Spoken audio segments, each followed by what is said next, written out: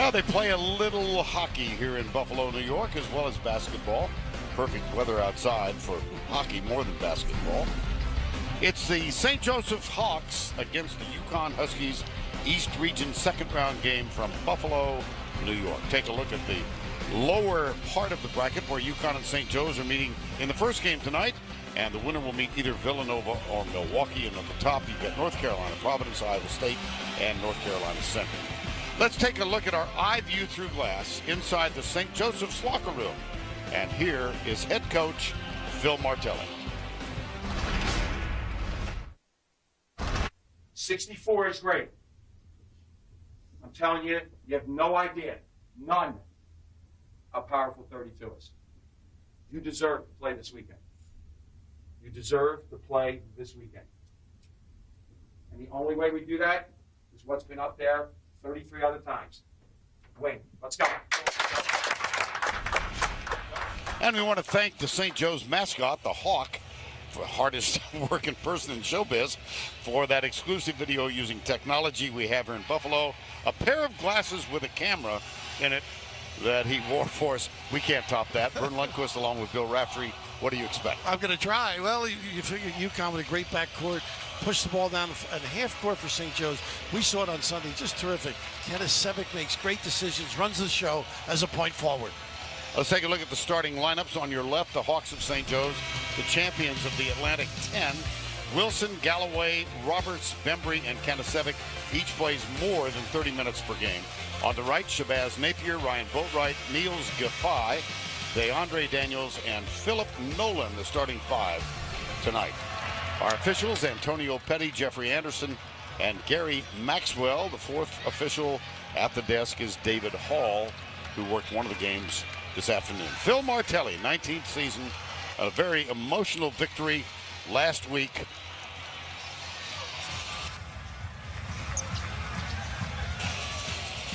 And there's Martelli. And in his second season at UConn, Kevin Ollie, an alum of UConn. Everybody on his staff has a UConn background. Long time. He played for 11 different teams in the NBA and has been a marvelous influence on this UConn team. At center jump, it's taken by Chris Wilson. Vern Lundquist right now. UConn goes. You're getting quicker with that every. I want to get out of your way. You know? I appreciate it. You better not let him get it out of get his way, I should say. Galloway, terrific range, good off the bounce, and can step in for the 3-2. Langston Galloway, one of the heroes in the victory last Sunday in Brooklyn, that gave this team the Atlantic 10 championship over VCU. The two guards are outstanding. Penetrator can make shots like this. Maybe your confidence stroke. Shabazz Napier misses from three. Quickly down court, here's Bembry, the freshman. Nice. Underneath, beautiful. Back outside, and they'll reset. Robert's pretty good at bouncing to that little nice hands to help out by Daniels. Clean block. Here comes UConn. It's Boatwright. Jumper, beautiful. He's an ankle breaker. I mean, he's got great balance when he moves that head and shoulder, able to deliver the punch. Boatwright, a junior. Napier, of course, is a senior. Oh, what a pass. He's got a bunch of them. Oh, my gosh. Kanisevic, he's got in excess of 400 assists in his career. He's a 6'8" point forward, you call it. He sees the floor so well. His feel for the game is extraordinary. Very heady player. Kanisevic from Staten Island, New York. The family background is Montenegro, a beautiful country, formerly a part of Yugoslavia. Here's Bembry, and there's going to be a foul called on Giffey, I believe. Yeah, I think you're right, Vern. They're a little bit late. Interesting enough, here's the target, but just the eye and the vision Kanisevic has, and he goes with either hand. I mean, he would love and relishes giving the ball up when he does ringing a bell. DeAndre Bembry, freshman out of Charlotte. He's made quite an impact for this St. Joe's program this year. I'll say, and they knew when he came in, the other players said, we got something here. That's what Phil told us the other day. Quick hook for Philip Nolan, getting a start tonight.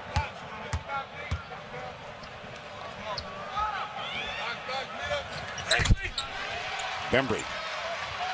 6-2, early St. Joe's lead.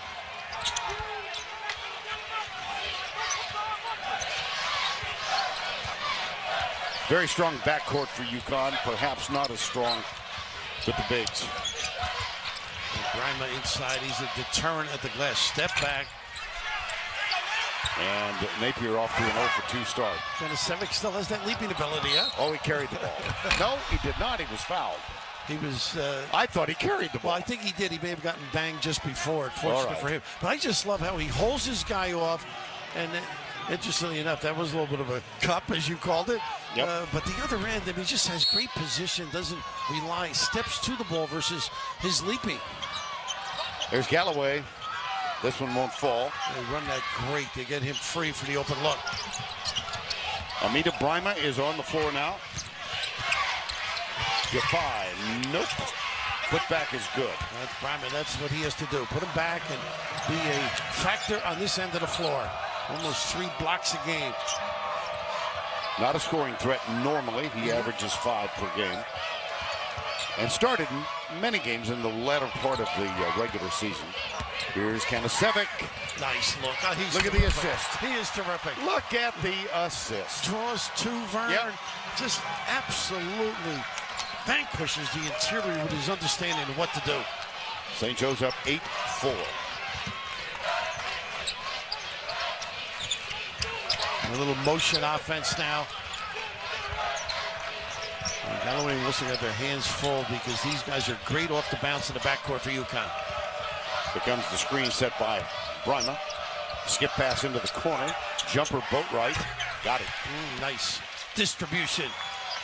5 for Boatwright in the early going, and a 1-point game with 16:40 to go in the opening half. Wilson, nice fake. Wow. Oh, just a shot. A little too much pizzazz. Yes. What would our pal Al say? We'll get to it in a minute. And there's a bank shot missed. Defy puts it back. And there's a problem. It goes French pastry or yes. too much icing on the cake, but you just got to finish that. You're right at the rim. And going for the highlight. And get 5. What an improved player. Maybe a delayed game on that last slapback. Making the jump shot, feeling real comfortable. How touching was the coach here, Martelli, on Sunday? I mean, the emotion that he exuded. Well, it's been a tough 3 or 4 years since they last played in the NCAA. Tough in the family. He mentioned to us that they lost back-to-back games, Temple and Villanova, and when you lose in the Big 5, as Phil said to us, you don't just lose fans, you lose limbs. Nice play here. Quiz. Bembry. Whoa. The throw, no. He's got terrific ability, this kid. Big upside, a lot of dimensions to his game. St. Joe's reclaims the lead. Way outside, down in the well and out. Brima just held on instead of jumping. The understanding of what to deliver, draw your attention. Number 45, always expressive on and off the floor. Let you know what he thinks. And boy, he thinks the game pretty good. A little chicanery, a globey moving kiss. We're back in Buffalo, and a pleasure now to introduce the 3rd member of our crew, Allie the Force, with this Powerade sideline report. Thank you, Vern. Shabazz Napier is one of just 3 left over from the 2011 National Championship team, but he has come a long way since his freshman season. His sophomore year, he was thrust into a leadership role after Kemba Walker went to the NBA, and he'll admit it, his coaching staff will admit it, that was a leadership role he wasn't ready for. Last season, they won 20 games, but they were banned from the NCAA tournament. So this year, right now, is his last chance to leave a legacy. And when I asked him about that pressure, he says he doesn't see it as any extra pressure at all. He's going to go out there and play to the best of his ability. That way you know you left it all on the court. Well, he is hoping, as are all UConn fans, that he catches a little Kemba Walker influence here. What a great run Jimmy Calhoun and his guys had. Kemba put him on his shoulder, Big East tournament, and then some. The title. Yeah, what a run they had that year. There's Chris Wilson. Coleman now has Galloway, can't leave him. Back it goes, Wilson. Looks around for Galloway. 4 on the shot clock. They're way outside. Kanasevic works hard, lets it go. Front rim. Tough possession. Good defensive possession for UConn now. Boat right. Napier, let's reset this. Niels Gaffey, number 5, out of Berlin, Germany. Amida Brima out of Accra, Ghana. Hello, and he can't hang on to it. Wow. Nice luck. Tough catch for him. I mean, I don't know if he's got that part of his game yet. He will get better, though. Big upside. 10-9 St. Joe's, 14:46 to go in the first half. You watch that big guy, you think of Thabit, don't you, with his progress as a center? Yeah. Here's Gaffey at the other end. Got it. And smart play, too. Sevic. A lot of guys would have fouled. He deterred as best he could without giving it up. Lasan Chroma, another lead change. UConn is out on top. Okay, I'm going to read it like it's written. Whatever you do, don't breathe. TNT and executive producer Michael Bay present The Last Ship, an explosive new series coming Sunday, June 22nd at 9/8 Central to TNT. A little roll out and duck in. Pretty play. Roberts. Boy, he is something, isn't he? Look at this. Look at How that. quick is that jump? Wow. Woo. He can sky. He sure can, and quickly. 12-11. Roberts 3 for 3 from the field. He is a dunking machine. There's the switch defensively. Kanasevic gets back in the low post. He had to hustle. He got there, and the ball it's a foul called on Langston Galloway. A nice alert play. Unfortunately, tagged him. Just a terrific duck in. They back screen him. He spins, and watch how quickly everybody else is down counting their change. He's able to dominate up top. Lasan Chroma is going to inbound. Quick jumper. But you know how hard that is to fake and still make that shot from that distance. Now that's amazing. Jab step and still maintain the composure and strength to knock it down. Kanasevic calls for it. This is where he's dangerous. Always peeking around. If you help, There's you the find double. somebody. Outside, pump fake. Inside, that's for 2. Front rim again for Wilson.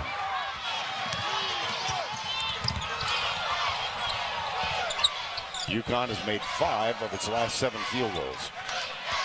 Now Boatwright will give it up to Napier. Jumper, front rim again. Kanasevic. In the semifinals of the A-10, he had 26 points and 17 rebounds. And this is what he does best. He sure does. That was all him. Yep. Got a little attention, turn a couple ahead, and give it to the correct guy. He is so much fun to watch. He is. He's not fun to guard, though. Turns heads. This is a good shooter to find. That's what he's been doing this year, making that jump shot and shooting confidently. Kanasevic. Hillel is his first name. He's got to be careful on that high dribble. Nice hands to be bigger. Yes, it was. Go strong. Goodbye. Got it. Gaffey's got 4. All because of good defensive pressure, harassing the passer. Kanasevic wants Galloway to move. Oh, how about that? Travel. No, wait. What? I don't think he walked. Unless he... I thought he did. That's incredible, though. Usually a guy does that to dunk it. He does it to get it and make a play. Well, he passed it off the glass. I think he's right. I know he lifted the back foot. Wow. Well, look at him. Yeah. Now that will take him another half hour to get over. You're right. Remember, he had the charging call in the A-10 championship, and he really got upset by it. He does. We mentioned this last week when we did the A-10. As a sophomore and junior, here's the fadeaway, no bounce, and into the hands of Wilson for St. Joe's. Kanasevic had some anger issues. He picked up 6 or 7 technical fouls a year ago. Here's the jumper. Galloway! Whoa! What a great job just creating that space with a jab step. Galloway from Baton Rouge, Louisiana. And you thought about Kanasevic, the Villanova game comes to mind. He was really upset, but he's been pretty understated. I think Phil's got him calmed down a little bit. Martelli said he's grown and matured this year. Not so much a problem, but he can get upset. Back outside. Oh, wow. That was Wilson, 2-on-1. Bembry. Oh, give it up. Yes. Come on. Got a guy in the lane. Look at this play. I thought Roberts was going to pass it to Bembry in the corner. They're giving it up on the break. Give it up early. You got a layup. How about this one, though, Vern? You don't give a great shooter. Look at this little quick jab. Drill it. Cotton or nylon. Take your choice.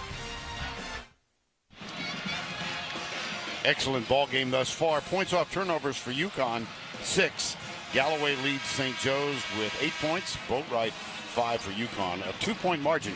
Vern Lundquist, Bill Raftery. If you're trying to control the guards for UConn, what does Phil Martelli do? Well, when you're comparable size, there's a lot of things you can do. One of them is you can switch automatically. You don't have to worry about speed or somebody beating you. And we may see a little. They do mix up their defenses too. He does have a little 2-3 and a 1-3-1, but right now basic man, and we'll see how they handle and cope the terrific UConn guards. No subs as usual for St. Joe's. These 5 starters. The only sub that they used last week was Papa Dow. Nice. Oh, that hurt. He can bring his lunch. My goodness, but it's all off of penetration. Bembry with a great find. And Ronald Roberts, the junior from Bayonne, New Jersey, slammed it home. He's got an early 8 points. Back outside, Defy. Terrence Samuel on the floor, number 3 now for UConn. Kevin Oliver has a much deeper bench than does St. Joe's. That one won't fall for Napier again. Tyler Olander is also on the floor for UConn wearing number 10. Well, he's got to stay at home. He's got a big task with this guy, Kanasevic. I just like he's looking around. This is like going out to a dance. Back outside, Bembry for 3. No. And Samuel gets the ball for UConn. He can get to the rim now. Not too bad off the bounce. Here's the ball screen. Yep. And the automatic switch. From Defy. Napier. There's, what would you call that? A little small change. Dimer. I thought so. But right here, just a look away. Pretty and, oh my goodness, with a vengeance. Look at him. I mean, he can cradle and stay airborne for quite a while, can't he? And they were telling us last week that players are amazed at the stuff he's done in practice and or games. 9:30 to go, first half. 4-point St. Joe's lead. Defy. He's got to go at him now. This is a guy you want to get in foul trouble. And that's good. Good coaching there by Kevin Ollie. And you mentioned how many coaches he had in the NBA, right? His years there. Oh, yes. Learned a lot from all of them, including Larry Brown. He taught him a lot.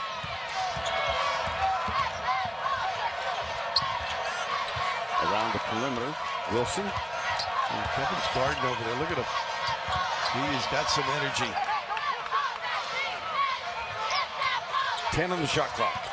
Galloway, there's a switch. And pick and slip. Defy, Galloway, pull-up jumper. Wow. Yes, indeed. That's just inside the arc. That's for 2. And he knew with Defy he could dance, shake him, and drill it.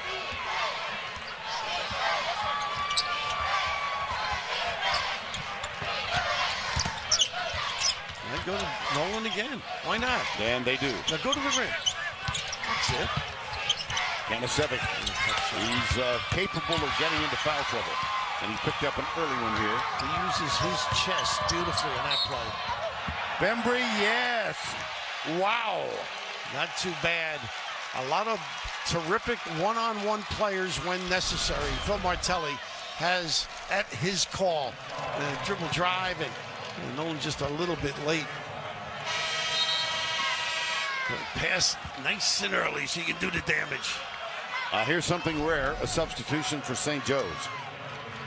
Papa Dow, it's Ndao. And he is on from Dakar, Senegal. They will occasionally use 2 more players, but for the most part, these are the guys you're going to see. And at the line, Bembry.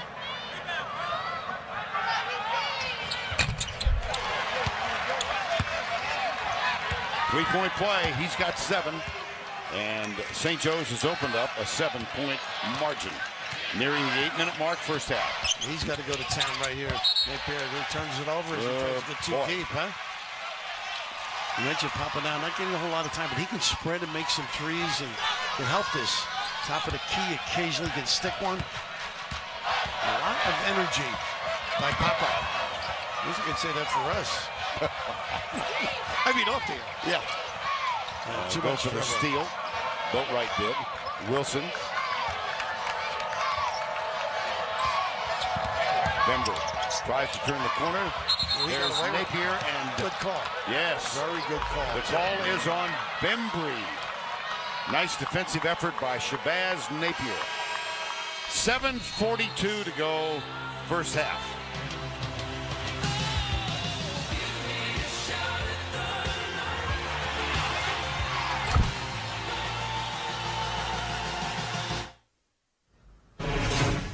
Time for the All-State Good Hands Update. Ernie Johnson here in New York. What kind of a day did you have, Adrian Payne? No, 41 points, career high, 17 out of 17 from the foul line, and we won 93-78. Let's go back to Buffalo. Vern. EJ and Bill and I so remember chatting with Tom Izzo about a month ago before they played Michigan in Ann Arbor. And he said, if we get healthy, I like our chances. And they're getting practice time in, which is key to any team. Napier. Nice move in midair. He's got 5 points. And it's 25-20. East Region second round. Backdoor cut. Wow! That elevation. Not just a deep shooter, a thorn in the side as he attacks the tin. Well, I'll borrow a phrase from you. A little jambalaya. Well, the Louisiana connection. Yeah, the He kid likes from it hot and saucy. Baton Rouge. Jeff Arnold, his uncle, is a St. Joe's grad and is one of Phil Martelli's assistants here. So they kind of had a bead on Langston Galloway. What was he? 15 years old when they first saw him. How about that? Out in Vegas, how about that? If he can make those, DeAndre Daniels, they could use a boost from him to get themselves going a little bit. Bembry, guarded by Napier. Boatwright goes for the steal. Wilson puts up a 3. Now all 5 starters have scored for St. Joe's. And not very good coverage, uncontested open look. Here's Boatwright out on top.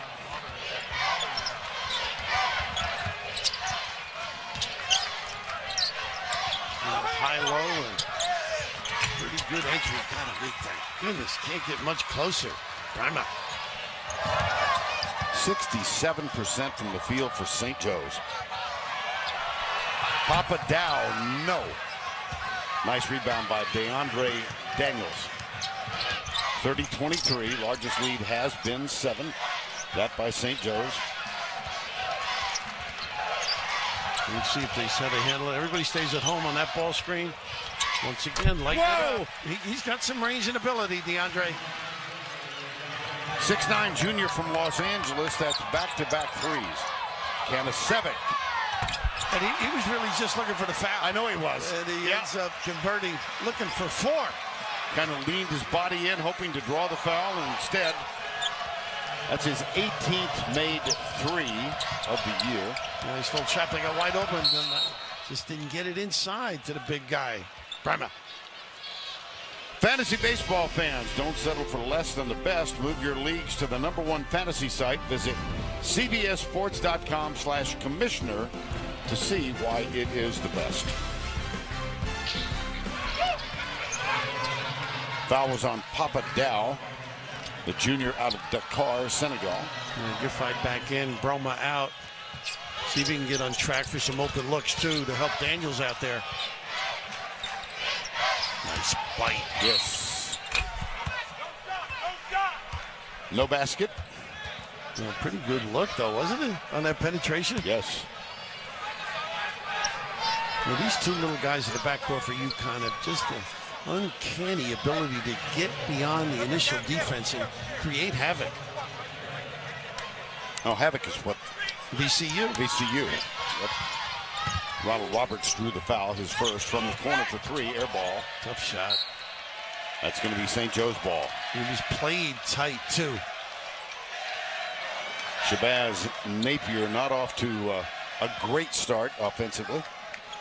He's 2 of 7 and has 5 points. You know, it's a challenge. St. Joe's kids read about these guys all year. Great competition, prove who's the better in the backcourts. Wilson picked up by Boatwright. Kanasevic, normally a guy that ignites things if they get it back to him. He calls for the ball. Instead, look at Roberts, and he's fouled. Up quicker than anybody else. Who do you think will come up big today? Tune into the Inside March Madness postgame presented by Buick to see the surprising performance of the day. We had a pretty decent ball game here, Dayton and Ohio State. V. Sanford with the kiss off the glass, to borrow Bill's phrase, for the game winner, and then Aaron Kraft missing at the buzzer. And what a strong move to his right, his favorite way of going, too, and the end of a terrific career. We mentioned they might go 7, perhaps 8. Phil Martelli. Darius Quarles, a senior from Paulsboro, New Jersey, has come on. And there's Roberts for the free throw. 9-point lead, 35-26. Quarles a little pull-up game. Straight up man still by the Hawks.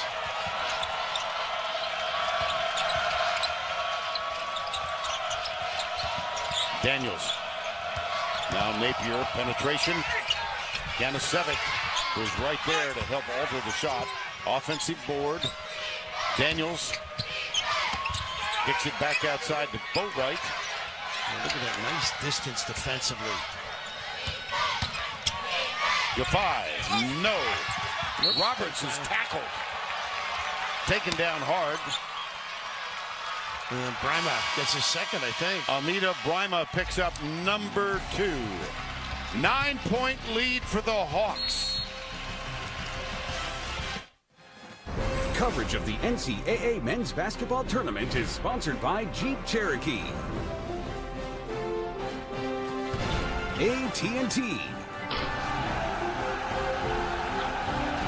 and by Quicken Loans.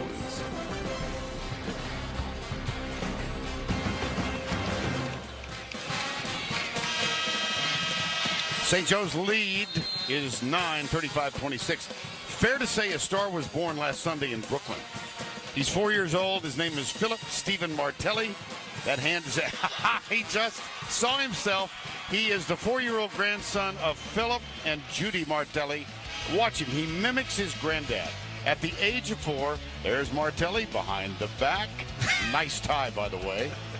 And here that the arms are crossed. He's got the pocket square, the little lean, and every once in a while he'll glance at the overhead monitor and say, "Hey, that's me." That's just beautiful. Phil's saying he's a star now. He's got a busy schedule every day. Just fits school in, barely. 4 years of age. Penetration, dish, foul. Look at the week he had after, on Tuesday. He began the day with a radio interview. Then he was on the CBS This Morning show. Went to preschool. His classmates totally unimpressed, but the parents were taking photos. He's very quotable. What a cutie pie. There's Grandpa. Great-grandpa, I should say. Yes, that's right. Phil's dad. Now he's the Hawk. He does it all, this kid. And when he does mimic the Hawk, he refuses to speak. Because the Hawk is not allowed to utter a word during the game. All the Hawk does is wave his arms constantly. He's speechless. You'd love to be working with him rather than me. I know that. 3.5 to go, first half. 35-27. Galloway back outside. Here's the king in his court. Oops. Oh, my goodness, how about that? I think Galloway changed in midair. I agree with you. Unselfish, observant, and the ability to deliver. Wow, that was a great play. 10-point lead. Here's Napier between the two. Napier and Boatwright, 4 of 12. A total of 10 points. This is Boatwright. The largest lead of the game, double digits for the first time. Back outside, Napier, 2:45 to go first half. Well, they are staying at home when the guns in the backcourt. Into the corner, jumper. There you go. That's what they need. They need him to stretch the D, helps a lot of dribble drive. He and Daniels can really help the guards by knocking a couple of those down. Galloway. Janicevic. Boy, he is a tree trunk when he sets a screen. He just hurt Napier, too. A little late, and they get the block. Watch Galloway in midair. You call that, Vern. Just amazing to find. We're going to just see on the baseline as he gets up in the air, all of a sudden changes his mind, caught between one and the other. And it's tough to miss the throw. He's in the right spot. Remember, he's done some really nice things, and so has Galloway. Shooting 2.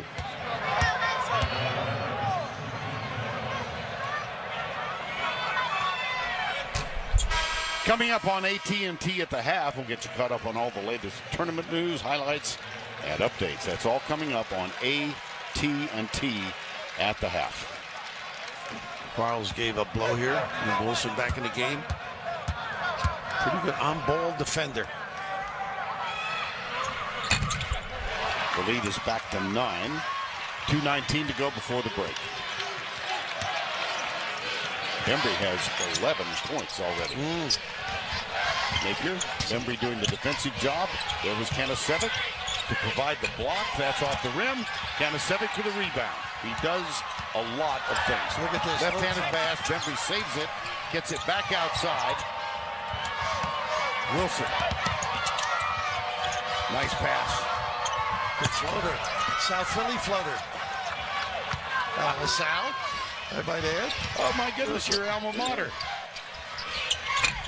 Another miss by Boatwright, and here comes St. Joe's. Well, maybe a little too early. Nobody on the glass. Well, what a solid half for the Hawks. They are shooting 61% in the first half. Here's Galloway. The guards don't make a lot of mistakes because they got this bailout right here. Janicevic, why not? I'll take it. Nope. Napier with a rebound. 1:12 to go. Up, under, got it. Pretty good job. That's the secret, I think. Get somebody posting up strong at the rim. Janicevic has a tendency to pick up fouls quickly, although this half he's been real good. Philip Nolan with the last basket. We're under a final minute. Wilson saves it. 50 seconds to go. Janicevic. He's the guy that owns the ball in the neighborhood. That always comes back. You want to play? Ring my bell. And on the attempted turn of the corner, that's Gaffai. And that's his third foul. Sully. Coke Zero wants to know, are you a real fan? Hashtag prove it. Visit the Coke Zero social arena in March Madness live. Well, those are the cheap ones that get Gaffai in trouble.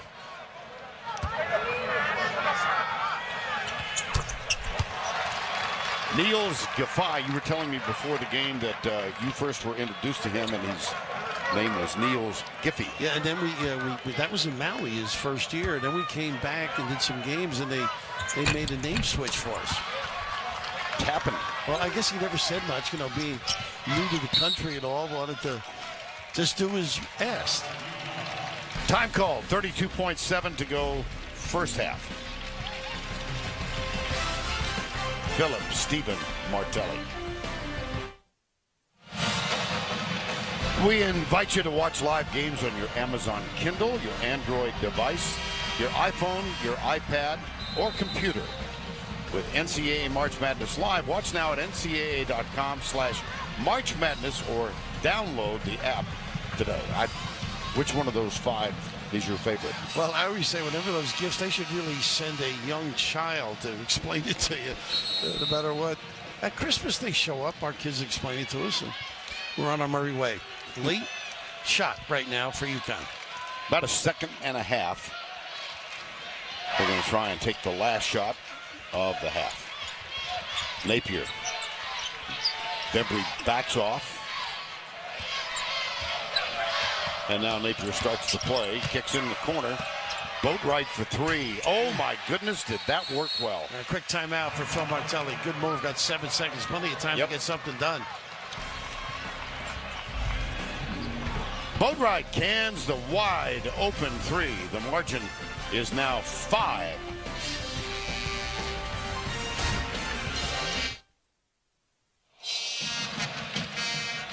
At the official scoring table, we are assuming that they're looking 3 or 2, but I don't think there's any doubt about that. No question. And they're checking the time. That's what it is. Good point. Drive, draw. I guess they can get almost up to 9 seconds. What do you think? Look in the upper left-hand corner, and you can see that as the ball goes through. When you take it out, and it's called once it's inbounded, so I'm going to give them 8. Here's what the officials may review. Who was fouled, who committed the foul, 2 or 3, and timing. The game of the shot clock malfunction or not stopped or started properly, and that would be the applicable rule here. And down the end, nice little rule just to make sure out of bounds verified. Are they going to go to 8 here? 7.6. Okay.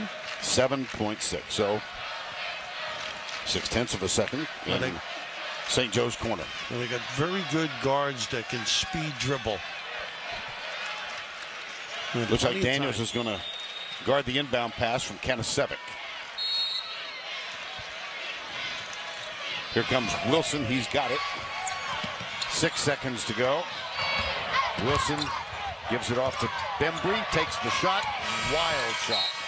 Good and closely guarded. Good set defensively.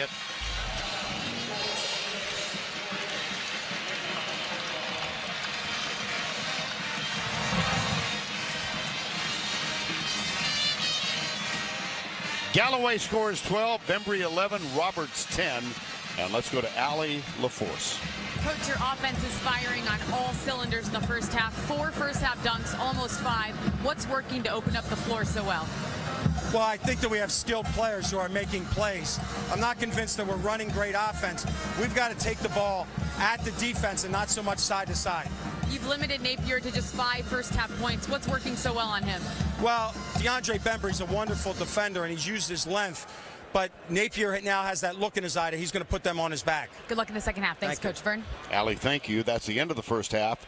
St. Joe's leading UConn 40-35. We will send you to AT&T at the half after these messages. You're watching the NCAA Men's Basketball Championship.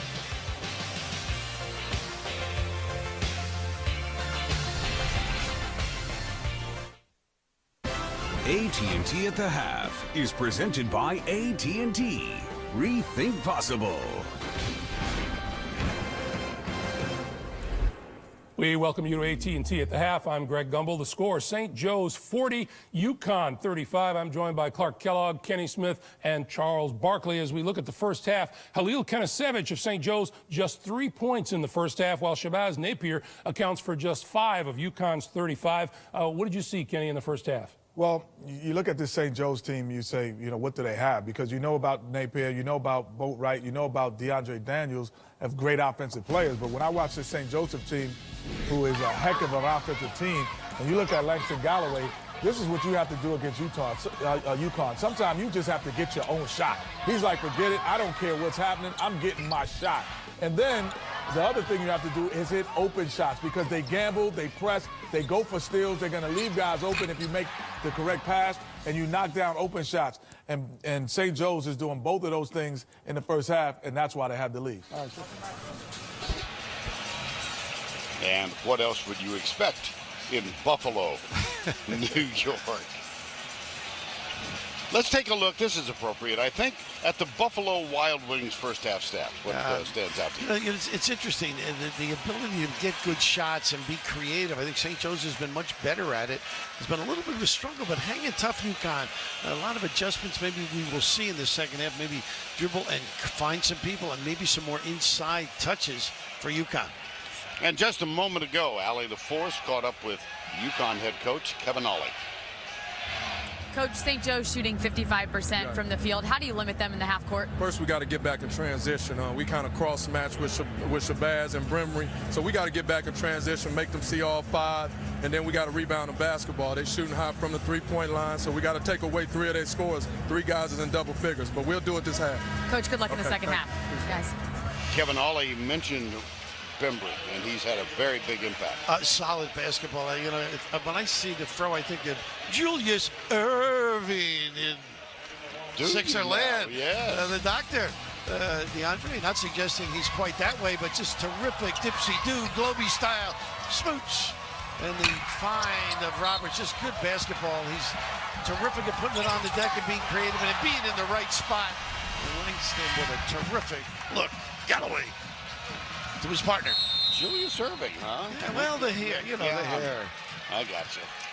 He's got 11 points, 5 for 5 at the line. UConn opens with Napier out on top. Here's Gaffai, entry pass. Interesting, a touch right away inside, and Daniels can do some work in there. I think they need more of this challenge, the inside, the bigs.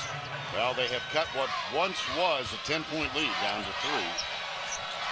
See the Hawks 16-3 when they had the halftime lead. Janicevic, Galloway, the 2 stars of this team. Oh, you got it. How about that? Oh, no, he got a little fancy. A nice little play by Gaffai being in the right spot. Needs help from the top. Chance to tie or cut the lead to 1. That was a fake double that cost him. Janicevic thought the double was coming. Napier, Bembry. Pretty. That's what you got to do. Be creative. If you can't finish, you're fine. On the wing, get the big guy a touch. 7 unanswered now for UConn. It began with 7 seconds to go in the first half with an open 3 by Boatwright. And they have now cut the lead to 1. Galloway into the corner. Bembry guarded by Gaffai. Comes back outside. That one is kicked inadvertently. Wilson. See, the out they have is right here. If they don't have something, he creates tough little delivery. Galloway, as the shot clock was winding down, he traveled. You're going down. Great effort. It sure was. Negate it. Terrific possession. Understanding to be in the right spot and just create some havoc with 2 people drawn to him, and that's what he does great. Turns that corner, presents himself, and does a lot of damage. Napier. Well, Roberts a little slow getting up, and he's holding his left elbow. Trying to shake off, I think, either his wrist or his elbow. Napier, they have a chance to reclaim the lead now. They trailed by as many as 10 in the first half. Little pin down. Ooh, and they get the offensive foul on Nolan. And also, the pass should have been there to Daniels. And anytime you have possession and fall to the ground, or you're on the ground and get up. And, there it is. Yeah, you're trying to break the fall with that left arm. Well, he just drew the foul at the UConn end of the court. Here comes Wilson. Janicevic, look at the screen. Janicevic just about leveled. He could hold up traffic in downtown Buffalo with those picks. Goodness.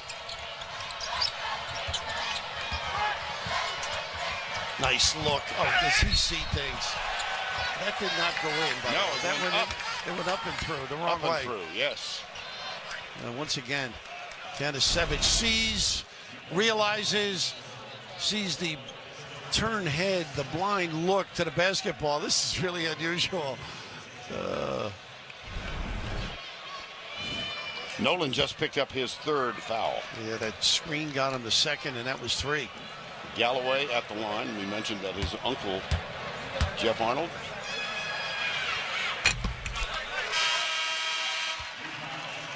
said that Langston Galloway came up to Philadelphia when he was a sophomore and spent a month in Philly and grew accustomed to the St. Joe's campus. We chatted with Langston yesterday. He said, "You're living in Baton Rouge." His mom, by the way, is here. And did LSU show any interest? He said, "A little bit, but I wasn't that interested." There was a coaching change that went on when he was a senior in high school. Yeah, Frank Johnson left TCU. Johnny Jones came in. But I asked him about the food, remember? Oh, yeah. How do you like the food in Philly? Is it like Louisiana? And I bring my own can of sauce. Oh, in and out for Napier. That was down halfway. 42-39. Napier's 2 of 9 from the field.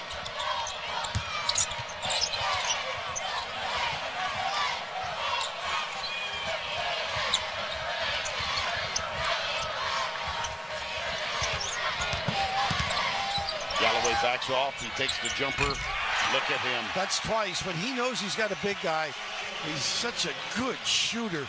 Knows he can dance, get himself organized with the puppies, and knock it down.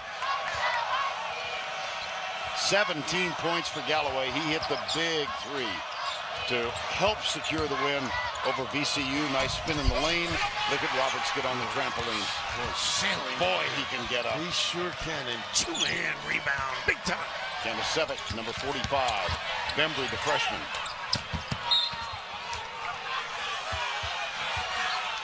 We saw Gaffey earlier in the game, unable to deter. And right here, even the big outstretched arms of Brima, unable to contain an excellent deep threat. 45-39, 16-25 to go. Winner of this one advances to Saturday and will take on either Villanova or Milwaukee. Well, that graphic on Galloway, a double dribble here. Yes. He can fill them up with the threes at the other end, but that's one he's got to be set, Prima, when you throw him the basketball. Not quite prepared at this stage of his career. This is has been a well-played game. That's only the 5th turnover for UConn. 2nd, though, in this half. Nice cut, and look at this kid. I thought he should have put it on the same side. Yes. A nice little inside cut. Defense doesn't jump to the ball. A conversationalist, always verbalizing a little slip. He does well. Look at that angle. And I thought he could have gone the same side and maybe gotten a hit over his head. We mentioned this last week. His uncle, Rizzo, who lived in Montenegro and with whom he was very close, died at the age of 45. So Kanasevic changed his number to honor his late uncle from 21 to 45. He's his mom's brother. Family lives in Staten Island. Across the Bayonne Bridge, Cathell's Bridge.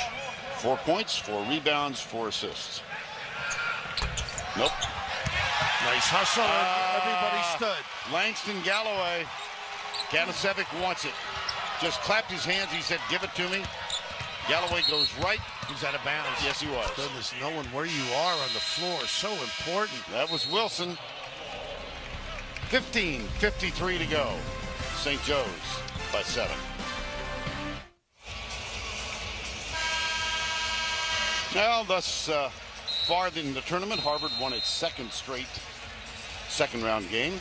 Wisconsin wins by 40, and the ACC is 3-0. Are you as it's unusual to see Pittsburgh and Syracuse at the ACC line. But one leg in, one leg out of the conferences. But be as it may, State playing terrific basketball. We saw them play Xavier the other night. At the end of the year, of course, beating Syracuse in the tournament.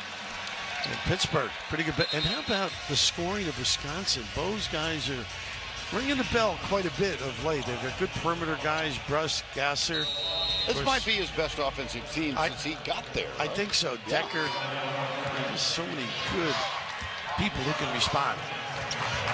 On the floor now, Boatwright and Napier. Here comes Amita Brima. A nice show on defense. Look at that head and Gaffey shoulders is there. Jumper Daniels in and out. Foul's going to be called. Conceding. Normally more vociferous. Kanasevic, number 2, I believe, Vern? That is the 2nd on Kanasevic. Non-shooting foul. By the way, UConn has been to the free throw line 1 of 2. And St. Joe is 11 of 14. I think they got to go inside and let the big guy touch it. Reimer's calling for it.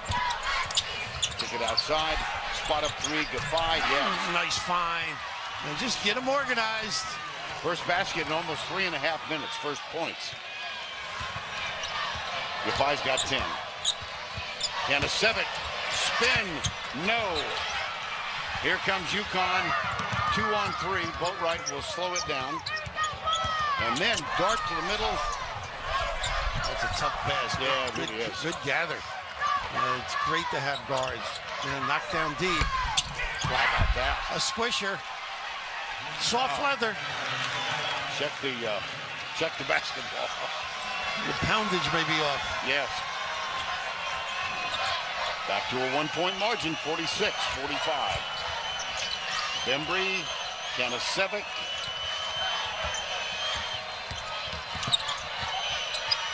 Roberts, that's not his shot. No, and this is where he's trouble for the opponent, I should say. There comes the double from, nice. Oh, look at the find underneath. Oh, my goodness. Give the credit in part to Kanasevic, but then how about the basket? And it's just an amazing hanging in the air, but watch how he locks in his pivot foot. I mean, just amazing. A lot of guys would have walked with that pirouette. A terrific control, and then the find. Ooh, power. Amita Brima picks up his 3rd foul. Kanasevic with another assist.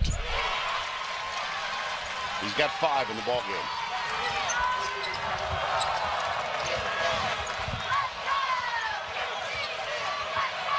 Phil Martelli making sure Kanasevic doesn't have a really big-time offensive threat, but I still would use Brima.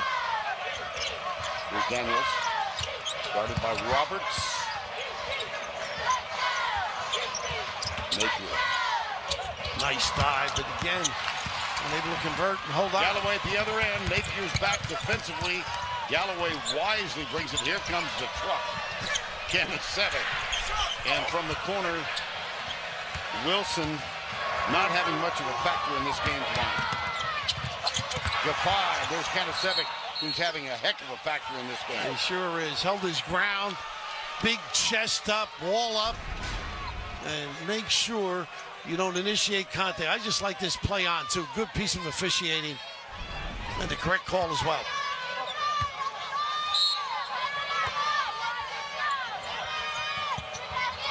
Gaffai will inbound. He better quickly. Started by Galloway, 5-second call. And He really looked uncertain, didn't he? Well, good defense, too, but you've got to hit the first free guy, and that wry look over there, and you can't blame Kevin Ollie. Wasted opportunity.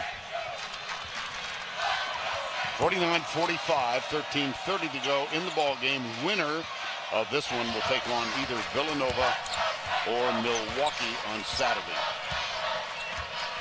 UConn with 3 players, 3 fouls apiece. Nolan, Gaffai, and Brima. Kanasevic wants a little post up. Just directs the traffic, tells him where to throw it. Yep. And here's where he is dynamite. That's all. Nice and easy. Everything he does is like a 10-second violation. He's never in a hurry.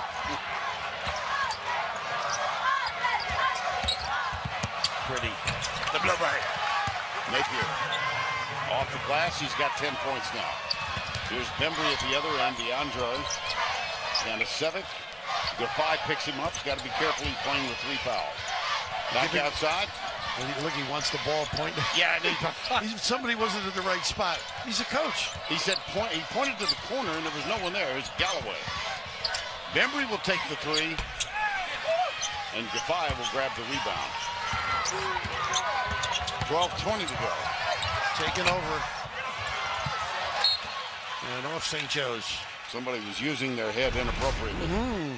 And this is just a little head and shoulder fake. No dandruff. Knock it down.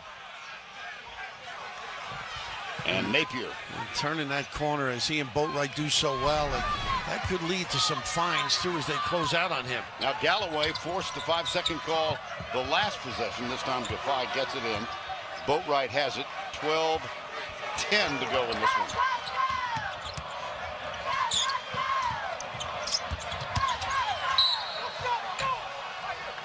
don't think it Roberts helping out or on the dribble. Yeah, I think so.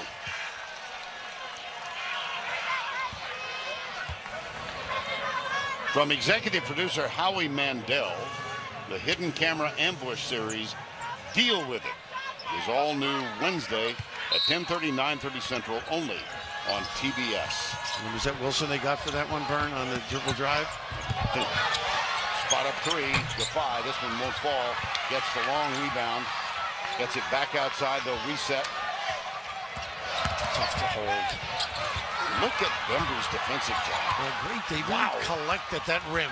That's why he's got to make a decision quicker. If he doesn't have it, find somebody in the wings. Galloway again. Kanasevic was open for just a second.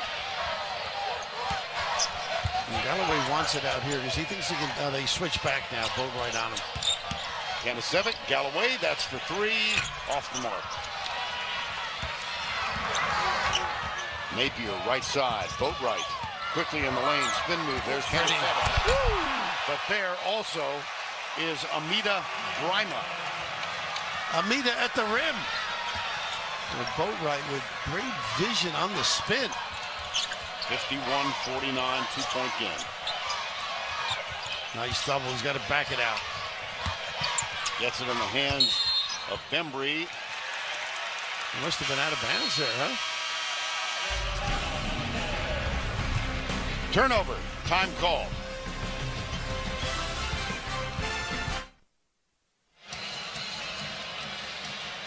Back in Buffalo, and the Hawk, the St. Joe's mascot. Let's go to Allie LaForce. Guys, speaking of the Hawk, the mascot, I'm with Coach Martelli's grandson, Philip, and he likes to pretend to be Grandpa a lot of the times, but he also likes to pretend to be the Hawk. Which one are you now? Ian Martelli. Ian Martelli, okay. So you want to show me how you are when you pretend to be the Hawk? What do you do when you're the Hawk? That's right. You flap your wings. Now, what about when you're Grandpa? What do you have to do? When I'm a grandpa, I have to fold my arms, and then sometimes when I fold my arms, I put 2 fingers onto my cheek. Because Grandpa does that a lot, huh? And what about timeouts? You can't talk to me during timeouts, right? Because what do you have to do? Only in sit-down timeouts, I run all around the court and flap my wings. Guys, he's got it down to a science, no doubt about that. Thank you, Philip. You know what else, Allie? He's learned the art of grabbing the microphone. He's got a future in this business. What a cutie pie. Oh, he's something. He is. Well, his father, Philip Jr., is not here because he's an assistant at Delaware. And his mom, Megan, I didn't see her. I did see Grandma Judy sitting right alongside Philip Stephen Martelli. 4. Terrence Samuels on the floor. 51-49, 10:40 to go. Last UConn lead in the game was 16-15. There's Kanasevic coming out to help defensively. Strong, short, rebound, no good. Roberts got it for St. Joe's. Oh, my goodness. Terrific drive coming up empty. Samuel. Wilson. Kanasevic, guarded by Defy. They can jam things up off of Roberts just a little bit. You got to get a body on him at the rim. 5 on the shot clock. Up, short, tipped.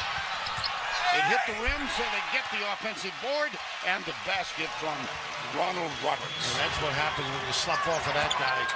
Just terrific around that ring. Roberts has 15.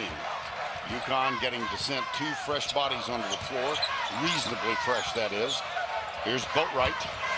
Got it. He's the guy that's going to carry the torch now with Napier on the sideline. They're about to come in. Yeah, Napier's about ready. Over and back. Oh, dear. Wilson heaved it to Kanasevic, and it's called over and back. Get complete coverage of the NCAA Division I Women's Tournament on NCAA.com.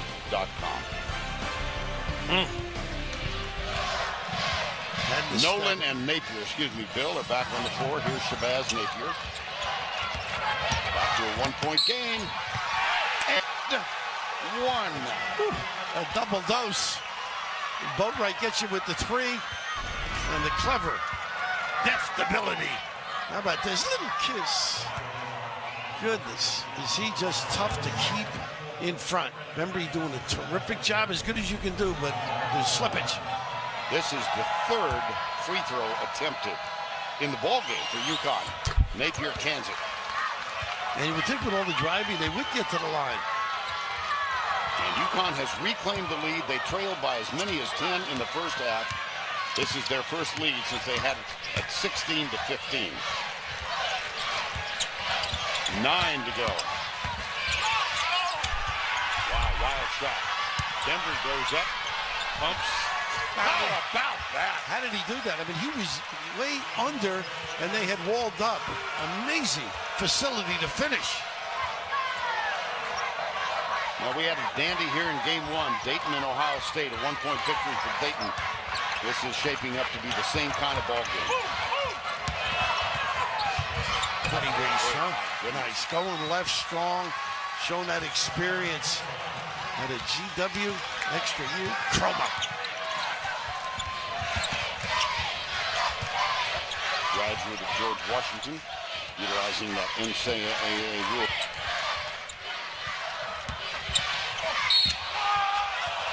And Bembry draws the foul. I don't know if it was give 5, number 0. They give it to Nolan. Just terrific effort. I just don't think there's any way he can come back. He's got to bend the back and still able to complete the deal. That's pretty good. And just the capability of using that left hand so important, and then the kiss to boot. Nolan just picked up his 4th, and they're going to bring Ryan. Oh, poor free throw. So Nolan heads to the UConn bench with 4. Amita Brima out of Accra, Ghana, is back on the floor. Remember, about 57% free throw shooting. A little bit of a struggle at times. Remember, we pointed out last week, this is not a good free throw shooting team. 3 of the 5 starters are under 60%. Wilson is 67%. As we come down the stretch, that might be significant. Galloway's at 83%. Napier throws the underneath and comes back outside. So many guards don't do that. Hustle to make a mistake. Boatwright looks up at the clock. Looks for Brima. Takes the jumper instead and misses badly. Boy, how do you stay in your clothes with all those moves? Kanasevic, oh no. Now that's where Roberts Oh gosh, he hit his head. That's the second Roberts time. is down, he hit his head. Good to see him back up so quickly. Boy, he's a tough kid. The elbow, the head. Tough. Second big rebound for him. Time call. Ernie Johnson in New York. Here's what's going on True TV. A good one between North Dakota State and Oklahoma. The Sooners' Cameron Clark rattles one home. They've been going back and forth. Just a one-point game right now as we get you back to Buffalo. Vern and Bill. Ernie, thank you. The winner of that Oklahoma-North Dakota State game will take on either San Diego State or New Mexico State in the West region. Inbounds now. Galloway. Back outside, Galloway pumps. They work it left side, look inside to Roberts. Kanasevic. Whoa, watch out. How about that? The gamble opens up the lane, and the big guy, not as athletic as you have seen, folks, but he can get the job done. St. Joe's reclaims the lead. It's a one-point margin with 7:07 to go. He was out of bounds. Good call. Yeah. When it hit him. It hit Napier on the back. And just see the gamble here. You lead with that right hand. You turn them right into traffic, cause havoc for your inside people. Send it in. Whew. I'm not only an assist man. Well, you've got to believe they're going to go inside now with 3 bigs in foul trouble for UConn. Nice cross screen. Here comes Kanasevic. Jaffa is playing with 3 fouls.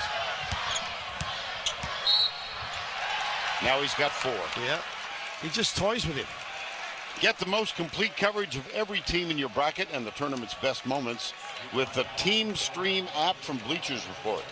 Fuel your passion with Team Stream on your iPhone, iPad, or Android device today. Well, Defy goes to the bench with 4. Bryma comes on the floor with 4. And Kanasevic, who is one of those free throw shooters under 60%, cans that one. That's the reverse, by the way, of the announcer's your psychology. I mean, he is such a talented kid, though. A winner. Such a disparity in free throws. 14 of 18, and we've pursued the thought that St. Joe's is not a good free throw shooting team, but look at this. 15 of 19 tonight when they need it most. That's what wins tournament games, though. And UConn has been to the line 3 times. Not a power team, pretty much a finesse team. Boatwright takes it over Wilson, short. Bembry with a rebound. I just get a kick out of the big guy. He signaled what they want: run, cross the arms. He's always the last man down the court, right? They're going to wait for him. He knows. There he is. I am the man. There you go. They waited for him, and you got the results you wanted. Hillel Kanasevic. Dad is here watching the game. 12 points, 5 rebounds. Gives new meaning to plain old, I'll tell you. Well, you could slide a telephone book underneath his feet when he jumps. No, I used to say the Saturday edition of the Daily News. There you are. Pretty tiny. 62-59.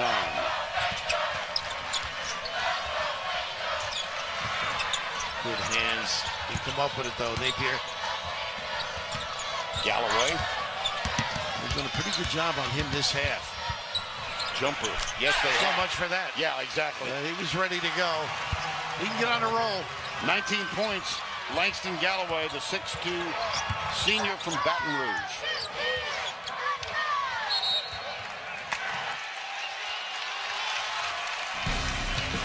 Kevin Oliver has called timeout.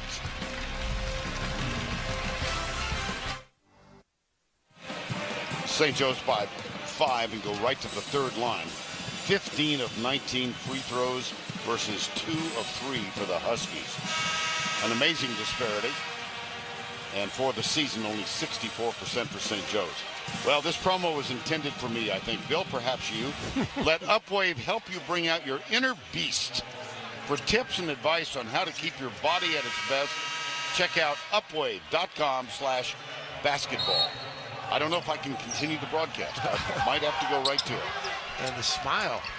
Kanasevic, and right Saw now, that, yeah. guards have to make good decisions for UConn, get themselves back in the game. Cross screen for Daniels.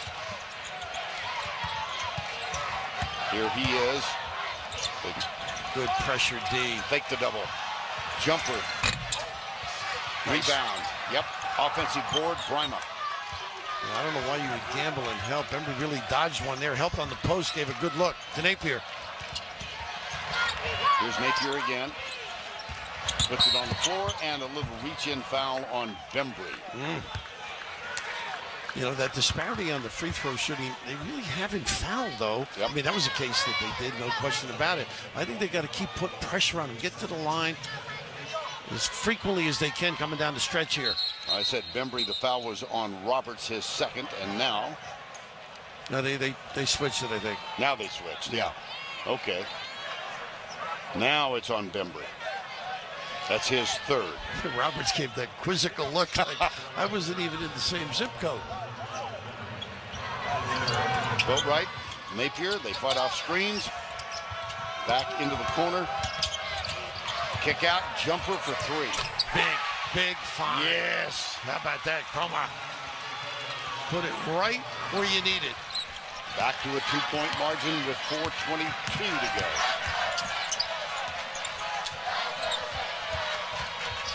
Instead of telling everybody where to go, I mean, that's like leadership personified.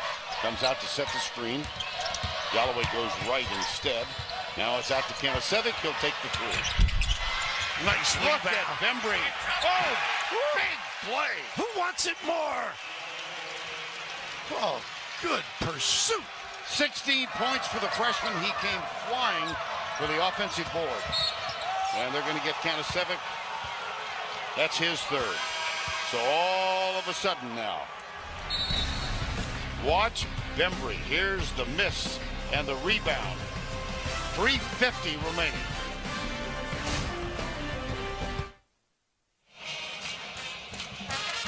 Have you missed getting your bracket in? It's not too late. Join the Capital One NCAA March Madness round-by-round game now at ncaa.com/round-by-round. Well, we've had a terrific ball game thus far. 2 ties, 10 lead changes. The largest lead for St. Joe's was 10. UConn's largest lead, 2. And with 3:50 to go in this one, St. Joe's by 4. I would think Daniels got to do some damage to help the guards out just a little bit. You saw that dribble drive by Roma earlier. You may see a little bit of that as well.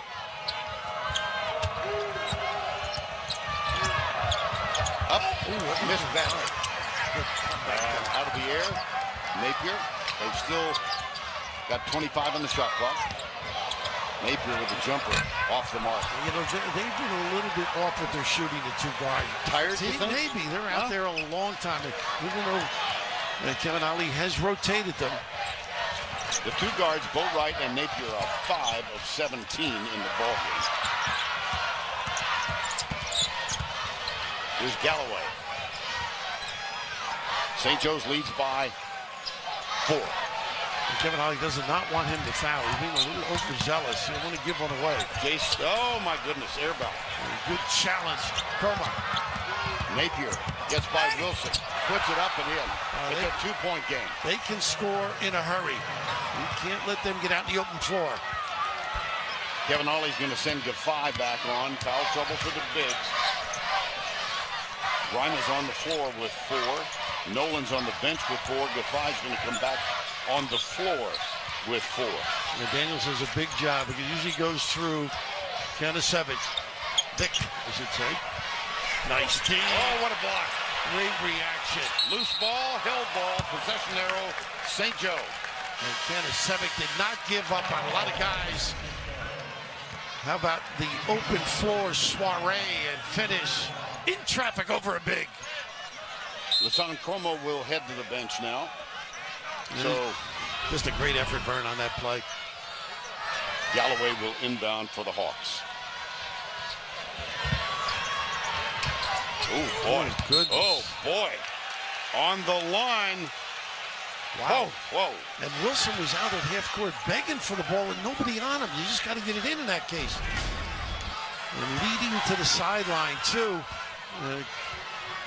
You have to have a clock in your head. You can't see the first guy bang, look the opposite way, just like a quarterback.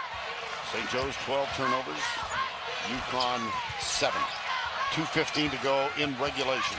And a 2-point game. Wow, Daniels. Yes! That's the guy. Ride him. Nice play, Napier. Getting those puppies organized. DeAndre delivers. Remember in the first half, he hit back-to-back threes. He has a dagger here. Daniels wide open. 2 to go.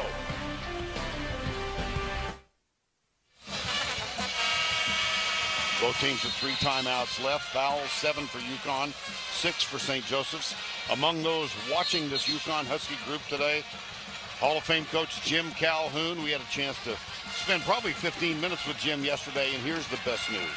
He's in good health. That's right. He's been through a lot. Helped out his son Jeff next to him. And Kevin, you're doing just what I would have run for Daniels. Of course, I think a D-Row back in stores, too. One of their coaches and former associate ADs. Great people up there. Down by 1:53 to go. Galloway, Wilson. Here's Kanasevic. Dishes. Roberts back outside. Wilson. 1:43 remaining. Wilson, floater. I got that. And got it! You know what was amazing? Kanasevic got up off the floor, set the pick to open him up. What a heads-up play. Didn't give up on it. St. Joe's by 1:30 to go.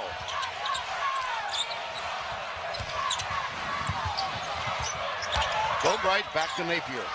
There's Bembry, who's done a fine job defensively on Napier all night long.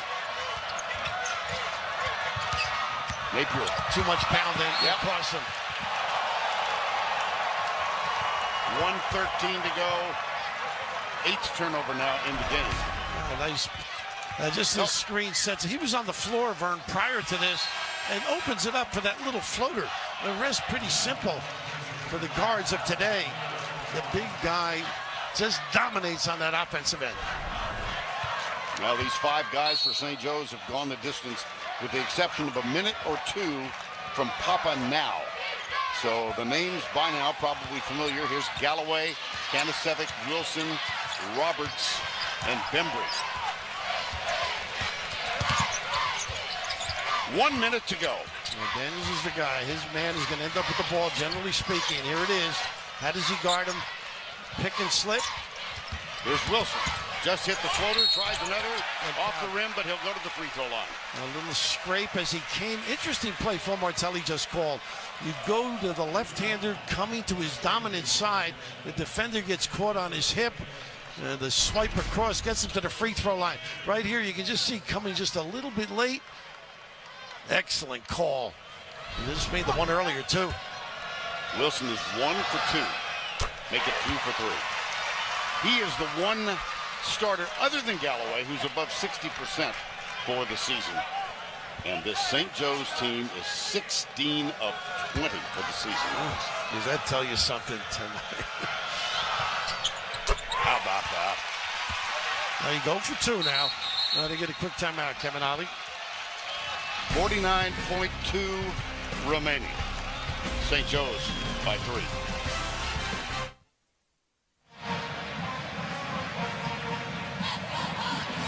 St. Joe's with 3 timeouts remaining in the ball game. UConn has 2, and the foul 6 for St. Joe's, 8 for UConn.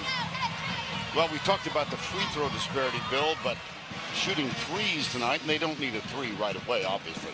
But UConn is 11 of 22. And as you know, with these guards able to turn the corner, you may end up with a 3. But basically, I think it's got to be Daniels involved with either Boatwright or Napier, and the pick and pop, or maybe even a cross-screen post-up for Daniels. Well, Daniels will apparently inbound it, get it in the hands of Napier. Also on the floor, Boatwright. Also on the floor, Napier, Grima, and Niels Gaffey, who can hit the 3. That's right. He might be a guy if they jam up that center lane and they overhelp.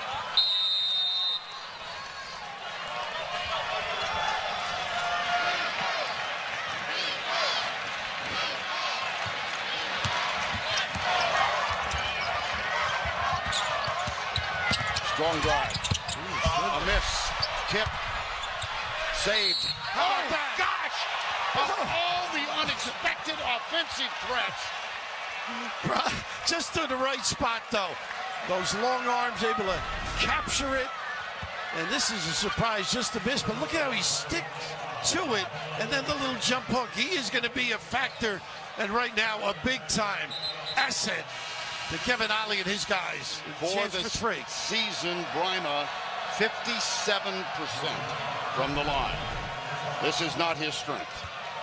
But neither was that soft jump hook. And he canned it, and Kanasevic picked up his 4th foul for the tie with 39 seconds to go. Why not? What were you saying now? What a stroke. Tied at 70. 35 seconds to go. And Phil might take the timeout. Yeah. 30.8 remaining. Big play by Amida Grima. That old-fashioned three-point play by Amida Grima has tied it up now. Tactics for Phil Martelli. Well, the big thing is they're going to hold it as long as they can, but I would keep in motion, though. Keep running your stuff, and they do that well. Kanasevic comes out, handles the ball. Watch for him to pick and slip, or for him to get inside and post up and do that back dribble, and if you don't play and finish, or fine. 3.8-second differential, game clock, shot clock. Galloway. A late ball screen, maybe. Kanasevic, let's see if he comes out. Still standing on the baseline. 16-15 to go. Hasn't moved yet. Here he comes. Here he comes. Galloway. Off his foot. Gotta hurry. 4 seconds left. Galloway off the glass, short. And a foul.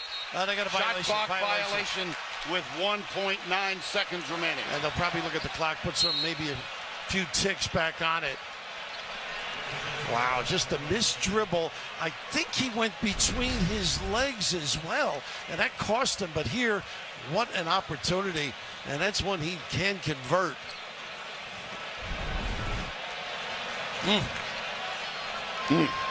It is interesting, though, if you bring a man up for the ball screen, and here's the end of the shot, you're just going to check it for time. 3 point something, so put a couple more. There's a lot of things that can be done now. One dribble a second is one of the, let's see, 3.7 maybe it occurred. Now they will add some time. We'll see how much. The clock shows 2.7 left in the game. Now, Vern, I think what defensively now you have to make sure you try not to let a speed dribbler get that ball turning towards the other end of the floor. I think that's very important. And the other thing you might see, let's see how they set up. UConn uses one of its 2 remaining timeouts.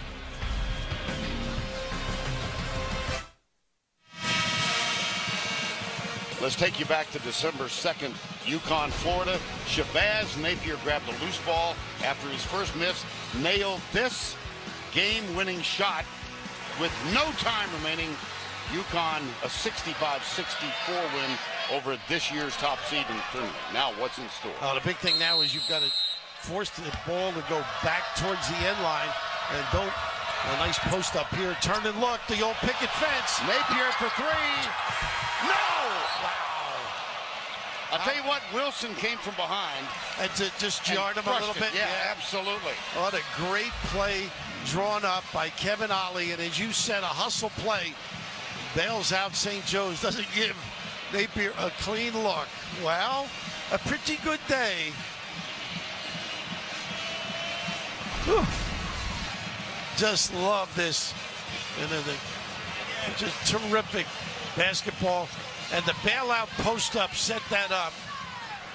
Exciting. NCAA play. Well, we're in the 3rd of 4 telecasts. Let's play 5 more.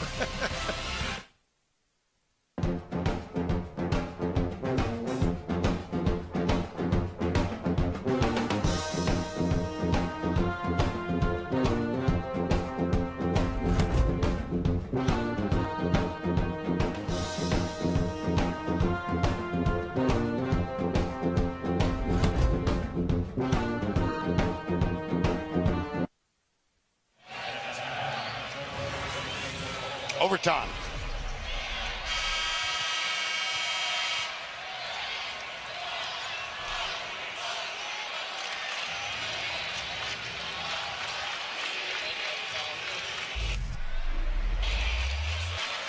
(70-70).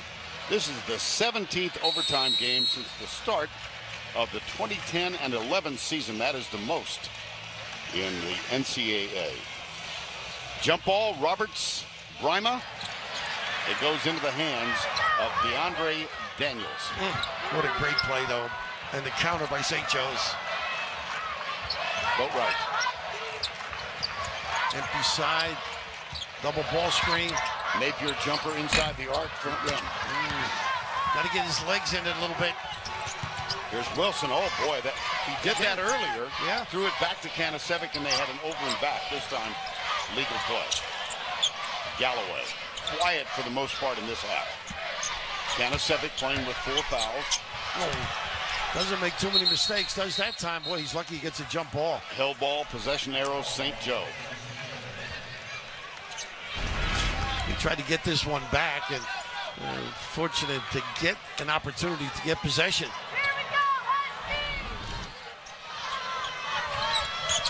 They run that play successfully. Nice little cover. Napier on Galloway. Galloway uses the screen. Gets it into the hands of Wilson. Jumper. No. Rebound. Daniels. Here comes UConn. We're still tied. We played 1 minute in overtime. Thought they could have gotten a better shot that last trip. A little bit of a hurry.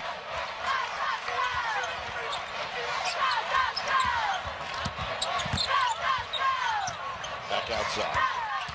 Nice. And one. And Roberts, knowing he can make the three, was duped into throwing his balance forward. And look at this. All of a sudden, the blow-by. That is terrific analysis. And here is tough news for St. Joe's. That's 5 on Kanasevic. Yeah, that really changes the whole way they play the game. You become more guard-oriented. That means decision-making. Galloway and Wilson. Well, he can do naught but watch now. 7 points, 7 rebounds, 5 assists. And Daniels at the line for the attempt at the old-fashioned three-point play. And what you take away is really the genius in the sense of order on the offensive end. Daniels' first free throw attempt tonight for the season, 77%, very adept. Perfect. UConn by 3. 16 points. And the largest lead of the game for the Huskies. Roberts can do some damage in the low box area. Get there maybe. Oh, goodness. Ooh, they got a piece. Ah. So it flew out of bounds off the hand of Bembry, but it was touched. A nice help in the top of the key. A little hand in there, raking. This is the same play earlier. They had trouble getting it in. And Wilson wide open. Timeout called by Phil Martelli. 73-70 Huskies.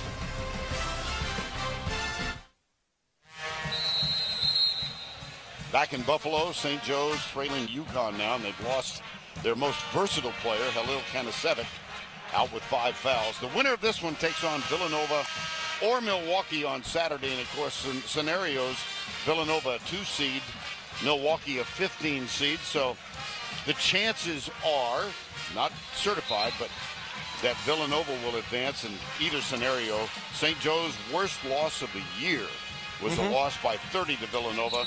And if we get UConn and Villanova, and we're not assuming anything, it's a rematch of 2 old Big East rivals. And right now the guards are going to have to do a job. Oh, goodness. Wow! Courage, huh? So oh, my gosh. Ooh, reaching back, and that's what they need. Somebody to step up. Kanasevic out of the game. Solid. Woo. Papa Dow is number 32. He's on the floor. Here's Daniels. And what do we got? And from the pack. Oh, going the other way. Papa Dow. And this is amazing, though. Just dancing enough to get the rhythm. And that's a 6'7" guy on a guard, giving away 4 or 5 inches. What courage. Under fire. Bryman at the line. He's 1 for 1.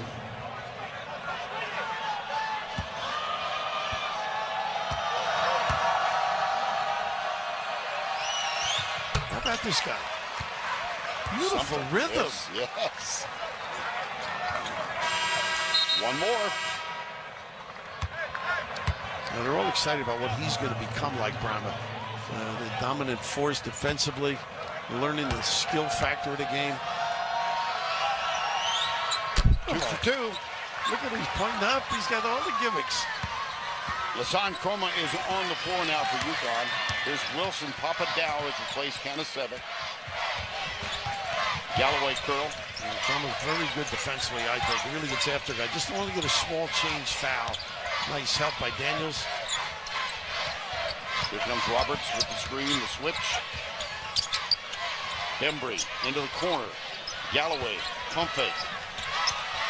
Guarded by Daniels. Goes, pumps up, under. Papa lost it. He's lucky and to it's get touched Papa by UConn. trying to step through. Right here, nice little ball fake and a nice help from the rear. And they've raked down excellently, UConn. Again, trouble getting it in. And they got a push off. Oh, they get Napier for it. Yep, Napier. Shabazz Napier, that's his first foul tonight. And he's having a one-sided conversation with one of the officials. It usually goes that way. Bembry at the line, 6 of 7 tonight. 16 points total.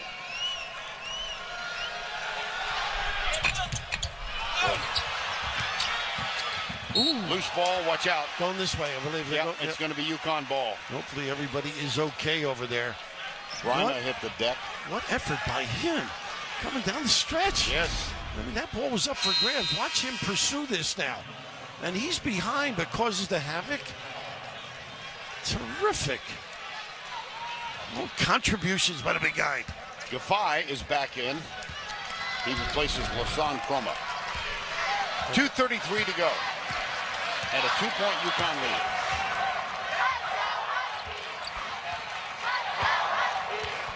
They're using some clock. Gafai, one of those guys that can elevate and plumb bob over Galloway if he does get an open look.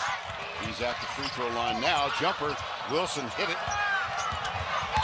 Napier gets it back, and a foul is going to be called on Wilson. And everybody agreed with, I mean, both officials, not the crowd. So they were there. That's his second.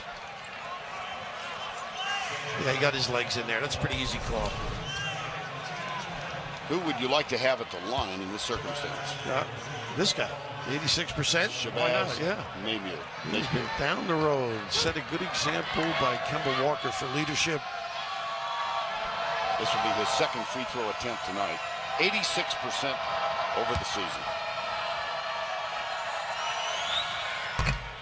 A 3-point Husky lead.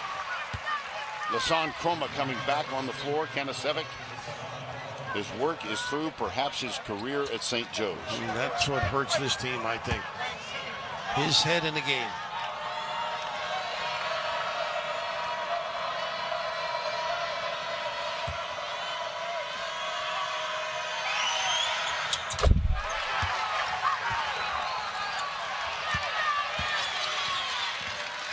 UConn up 4. We near the 2-minute time remaining in overtime. If not the guards, Bembry. He can do some things, I think, elevate over Napier. Bembry has the ball in his hands now. Napier sticking to him. Jumper from the corner. Nope. Dow missed it. 1:45 to go. I think it's got to go through the guards. Shot selection so important as you can down the stretch, and Bembry. Guards and Bembry. 90 seconds to go. Shortening the game now, Vern. Don't want to get stuck too late. Shot clock at 12. Nice Screen cross. from Reina. Napier. Woo. How do you do? Well, I marveled at what he can do with a dribble. Isaiah Thomas was phenomenal with the bounce. How about this? Split, hang, deliver, onions for a Husky. Wow, how far he had to reach. That overextension. Back at the line, he's seeking his 20th point in the ball game. Had a very quiet first half. Now he's got 20. And the lead is 6 with 1:20 to go. Defensively for UConn, you want to force them to use some clock. Your quick hitters for the St. Joe's Hawks. Galloway. Wilson. Come on those. Galloway wants it. In the lane, fouled hard by Daniels. 1:01 to go. I love it. Taking over. Get to that free throw line. Put it in the hands of the officials. Galloway 43% from the line over the course of the year. He's 2 for 2 tonight, and this place has gone quiet.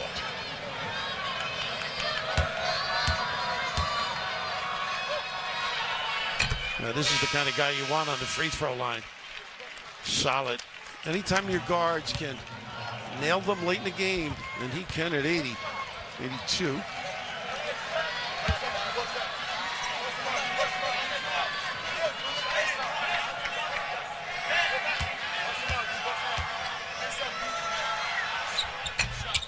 Whoops. Under a minute. We'll see if we're going to trap. And we do give it, extend the game. Chris Wilson called for the foul. That's number 3 on him. And having gone most of the game with only 3 free throw attempts, all of a sudden UConn is living at the line here in the overtime period. And the right guys at the line, too. Prima being one of them, by the way. Isn't that the truth? Isn't that great? A big guy, not known for his excellence there. One more. He is. That was the missing key right there. That guy not on the floor. It's a different St. Joe's team. Defy's going to head over to the UConn bench. Napier gets one more shot with 55 seconds to go. The St. Joe's team led by 10 at one point in the first half. They were up 5 at the break. And now Napier and Brima have helped lead the Huskies back.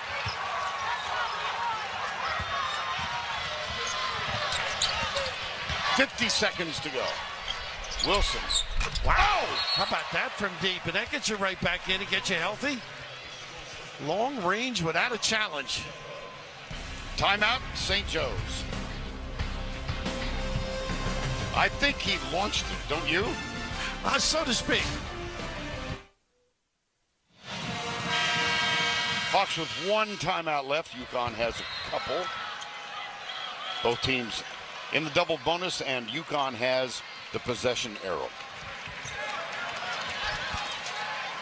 Now they've got a couple of guys now that they're going to go to once they get the ball, St. Joe's. But big thing now is inbounding, try and deny, maybe one trap, and then try for an interception.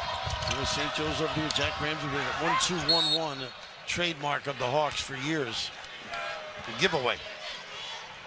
And the foul in the backcourt was on Papa now. That's his 4th.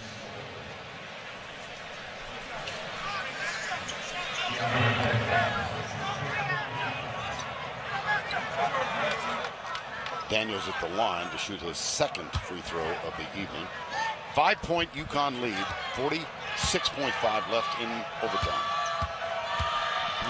He's done some timely things. Hitting threes, the big thing, I think. And then the drive. Offensively. And Yeah. then the drive and one. Nice option for the guards. One more. UConn was 2 of 3 for much of the game. They've hit their last 10 free throws. Let's make it 11. Overlooked aspect of the game, boy. And the streak started by Brima. 57% free throw shooter. Ooh. Oh my gosh. How did oh dear. That was. That's Chroma who's down, number 20. He just went over the shoulder and landed on his neck and head.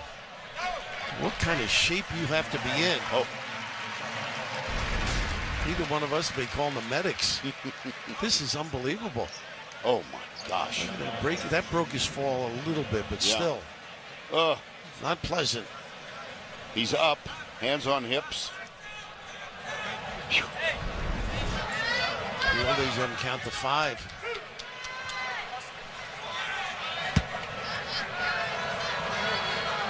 Galloway at the line, one of the 2 seniors, so significant in this season for St. Joe's. Galloway, Kanasevic.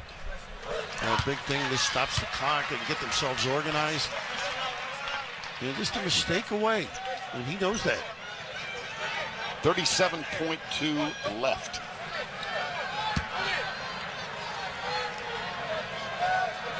Look at UConn, 10 of 10.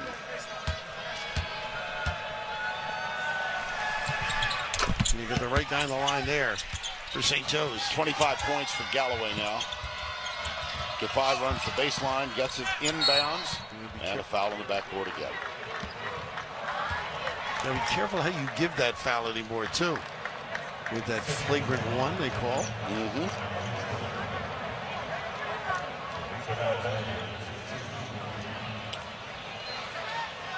Napier's going to be at the line again.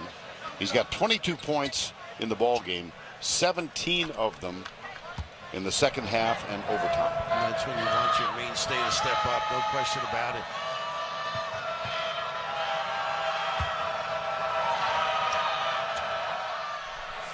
"12 straight UConn free throws." He's got a little Alonzo Mourning in him. You know, Alonzo used to almost have a 10-second violation on the free throw. It took his time, deep breath. There's the breath. We do that when we step up to the counter. Why are you including me in that conversation? Well, I never go alone. 86-79, 32 seconds to go. Quick. Nice. 1-1. Wow. Boatwright with a foul. Well, they are just clinging. Tenacious in their approach. A little hesitation in the blow-by.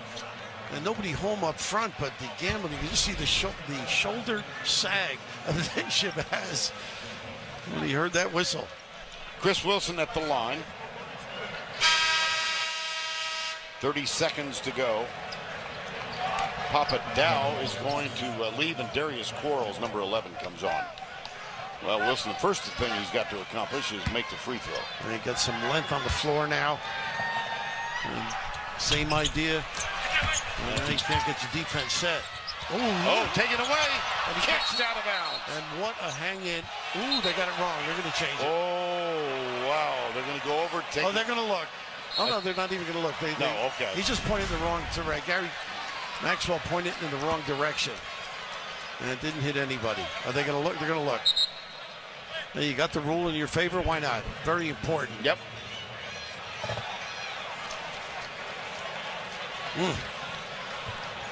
And not giving up on this is what really helped when you think of it. The slap in there. They've been so alert. A lot of guys, next play is the idea. Keep playing. You may make mistakes when you play basketball. Such a quick move and things happen. Now that was Darius Quarles, and it appears fairly obvious that it was Quarles who kicked it. It is so ruled, and UConn will have possession. Be still my beating heart. A game of giveaway, really, in the last couple of plays. So UConn will inbound with 25 seconds to go, and they're up by 5 in overtime in Buffalo. St. Joe's has really done a pretty good job denying. Let's see if they continue here. They might get one nice play. Just getting free. Who wants to get fouled? At the other end, Chroma's waiting. You don't need it. Back outside, Boatwright. There you are. And the foul called on Wilson. Yeah, nice play by Daniels. Got it over the timeline. Good decision. And right away, Ryan Boatwright centering that basketball.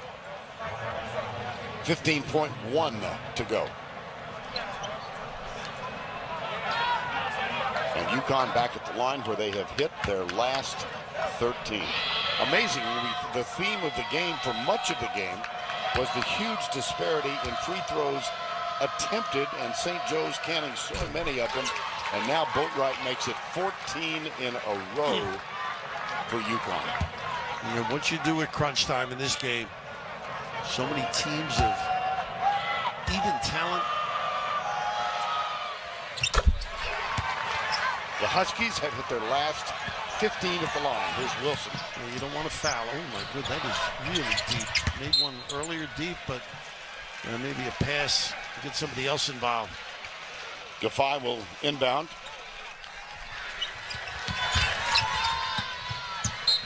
Wilson with a foul, and that's going to send Boatwright to the line. That's also going to send Wilson to the bench. That's his 5th. And he fouls out with 13 points for the St. Joe's Hawks. So many guys did a great job. You mentioned Brima. I think Chroma did a terrific job defensively on occasion with Galloway. Just toughened coming down the stretch with the free throws. Wilson takes a deep breath and joins Kanasevic on the St. Joe's bench. Papa now is back on the floor for St. Joe's. And at the line, Boatwright. Can he keep the streak going?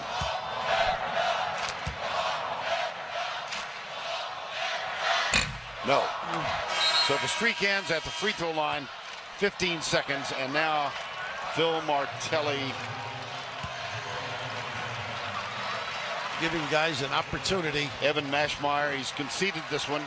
And Langston Galloway, tears in his eyes as he heads to the bench and gets a hug from his head coach. And he and Ronald Roberts, two of the mainstays. Boatwright gets 1 of 2 with 8.9 seconds to go. Huge win for UConn. And if you're St. Joe's, you got a hole in your heart. Gutsy performance by UConn, though.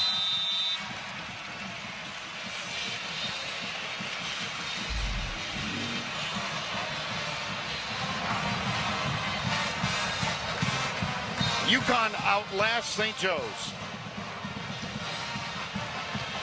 89-81, and they got a huge three-point play from Amida Brima, the 7-foot freshman from Ghana. He made a basket, a little soft jump hook, hit the free throw. UConn advances. They will take on either Villanova or Milwaukee. Impressions? Very, very impressed with the stick-to-itiveness of UConn. And they were not playing great basketball, but all of a sudden, as you mentioned, Brian in particular, Daniels with some key moves, and always the guards. And here's the one you alluded to, Vern.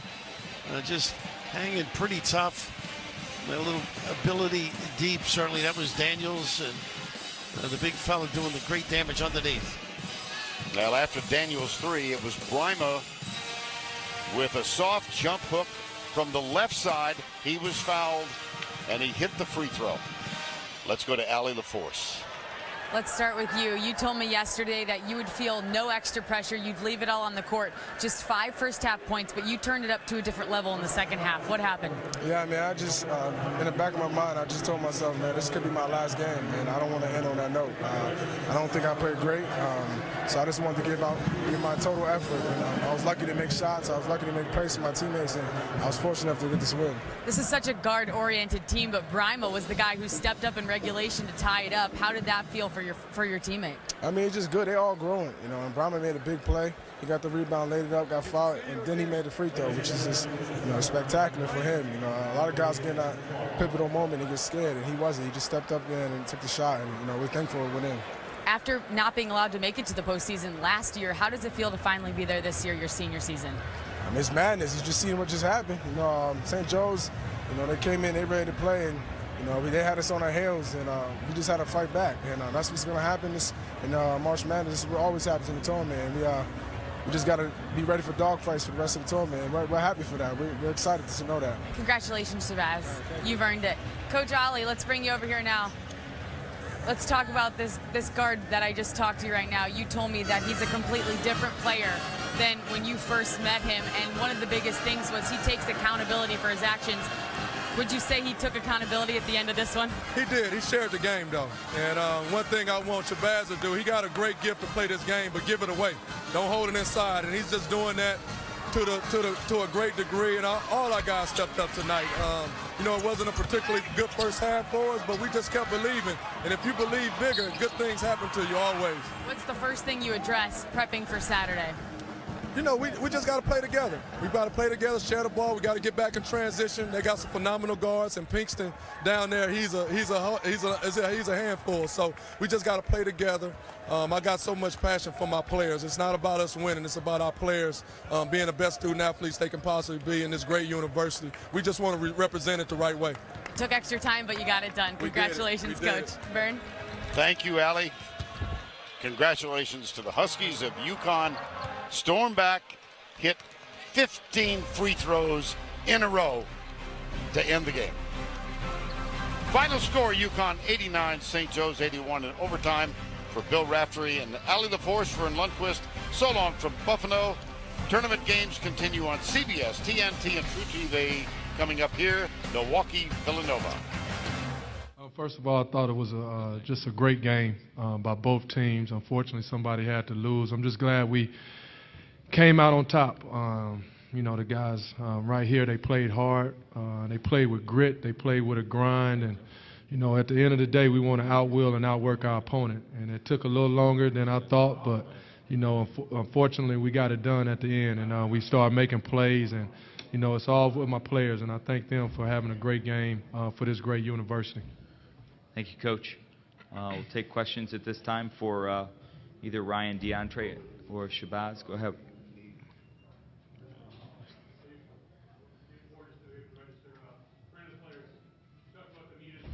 At the end there, and the composure he showed, getting the rebound, hitting the shot, and then hitting that clutch free throw. Go ahead, Bo. Any of you? Man, that was he showed a lot of maturity and a lot of heart for that possession.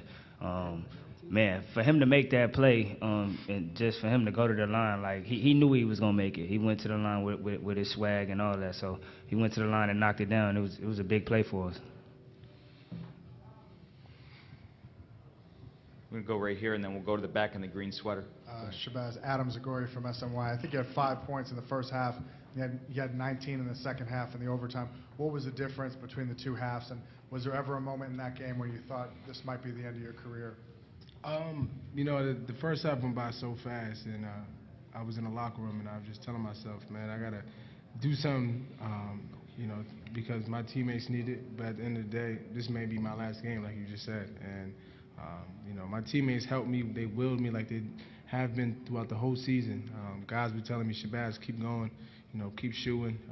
You're going to make the next shot. And they willed me. And I was fortunate enough to make a lot of shots in the second half. And, but it wasn't what I did in that second half. It's what everybody who stepped in on that court did. They never gave up. We was down. We had all the excuses to give up. But guys, was just willing to each other. The resiliency that we had was just tremendous. And that's what you got to do when you come to these tournaments. You got to just keep pushing along because anything can happen. And I'm just so proud of my guys. Question, Wayne, in the back there. Brendan Prunty from the Newark Star-Ledger for Shabazz. At the end there, when St. Joe's took out Ron and Langston, I saw you go over and give them a hug. What sort of prompted you to do that? And I mean, was it something? Did you know those guys, or was it just sort of the game? I didn't know them guys until today. But just when you play with basketball with that competitiveness, you earn a lot of respect. I'm passionate for the game, and I seen it in them guys' eyes. And they're seniors, and this is it. I would have loved for them to do the same thing to me. I just, when you work so hard for something and it, goes down the drain, it saddens me. But I'm happy I'm on the other end, and I just want to show my respect and tell the guys that he did a tremendous job. You just sometimes you fight and you don't win the battle, and just show them respect basically. Over here, guys on the left. Shabazz, Bucky Gleason from the Buffalo News. It was an entertaining game for a lot of people to watch. How much fun is it to play when that team played hard too, and you really don't know how it's going to end up when you get down to the the final moments there. That's what these games are all about. Any team at any given day can beat a big team, and that's what you kind of want. That's why I came to the University of Connecticut to play in these tournaments, to give myself and my team a chance to host that trophy at the end of the day. I mean, we all here for one common goal.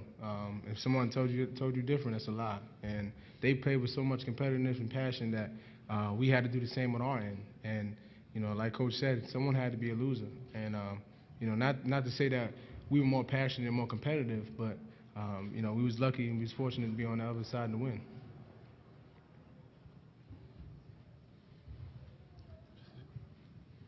Go right here in the center. Don Memori, Hartford Courant. DeAndre, maybe you and then maybe all of you could address it, but you've been through a lot of games like this over the last couple of years, tough, grinded out type games. Was this the toughest game of this kind that you've been through? No, well, we've been through a lot of tough games through the whole season. Just the will that this team has is amazing, and just to fight, and we never give up. And everybody just follow our two leaders on the team. That's with Shabazz and Boatwright, and the heart those guys got, and everybody on the team just follow along.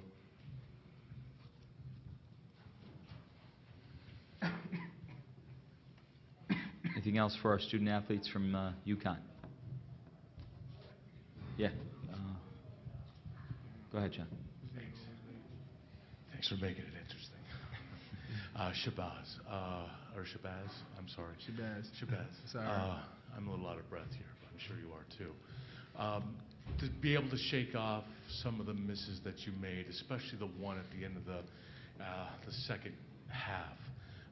What gave you the confidence to know that you could you hit nine? I think you scored 9 points in overtime. What did that mean to you? At the end of the day, I've been playing basketball since I was 5.5, and just because I missed 2 shots, 3 shots, doesn't mean I'm not going to take the next one with a lot of confidence. And I told my guys the same thing. If you miss a shot, you can miss 10 shots in a row, but I'm going right back to you because I know what you're capable of. And none of these guys on my team are going to tell me not to shoot the ball because I missed 10 shots. They love me and they know what I'm capable of. And same goes for everybody on this team, like I just said. So I left that shot in the past and went to the next one. And I was fortunate enough to make shots. And when I make shots, my teammates make shots. It's hard to play us. And today was a big dogfight, but we willed ourselves and we continue to push each other to get the win. Any follow-up? Are you good, John? Okay. Gentlemen, thank you. Congrats. Great job. Great job. Okay, at this time, take questions for Coach Ali. Great job, DeAndre. Go ahead, John. And then we'll go over here. Kevin, John Warrell with the Associated Press. Congrats. Thank you. You're the first coach at UConn to win a tournament game since Don Perno in '79, I believe. Is there a significance to that? I mean, just the fact that it's your first tournament game, and what is the significance of a win like this to you? Yeah, Coach Calhoun won 3 national championships, so I think he won a couple games in the tournament, but I don't know where you're going with your question, but. Well, no, you're the first one other than Jim.